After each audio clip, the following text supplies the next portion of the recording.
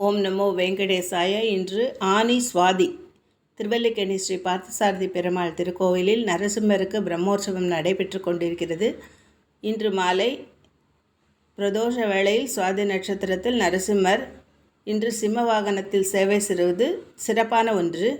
அத்துடன் ஆனி சுவாதி பெரியாழ்வார் திருநட்சத்திரம் 4000 திவ்ய பிரபந்தத்தில் திருப்பல்லாண்டு மற்றும் பெரியாழ்வார் திருமொழி என 473 பாசுரங்களை அளித்தவர் இன்று பெருமாளை பிரதர்ஷனம் செய்து பெரிய மாட வீதி புறப்பாடு.